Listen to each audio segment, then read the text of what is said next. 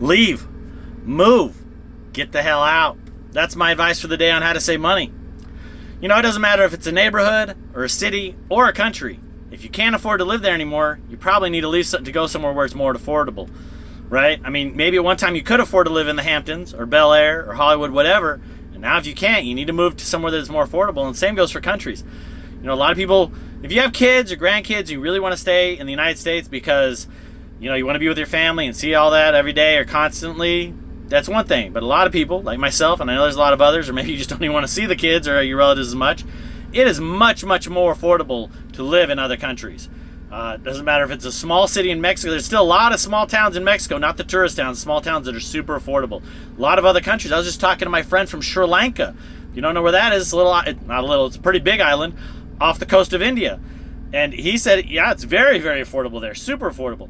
But what I was concerned with was like, what about medical bills, right? Medicaid and insurance, things like that. Because, you know, you may need, you know, blood pressure, you may need medicine and healthcare later on. And I know, like, I've read stories how currently insurance companies might fly, if it's nothing super critical, they'd actually fly patients to other countries like India or wherever to get the procedures done for a lot less.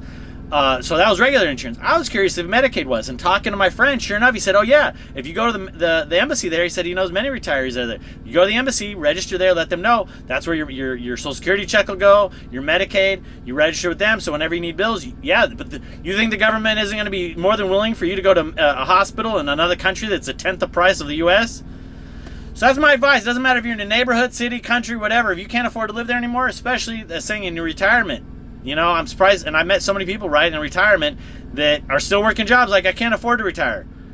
Yeah, if you left the country, you could. I tell you right now, I do not plan on staying in this country. As soon as I can get my Social Security, I'm gone. I will not retire. I plan on working till the day I die. What happens when you retire? You die. As soon as you stop using whatever, it dies. I'm going to be active working, doing whatever I can, volunteering, doing whatever I can to the day I die. But that does not mean I'm not going to work for the system and going, yeah, I don't want my money. Day I can collect my money, 67, 80, whatever. They keep raising it. By the time I get there, it'll be 80 years old. But when I can, I'm gone. I'm going to some other country where my money goes further.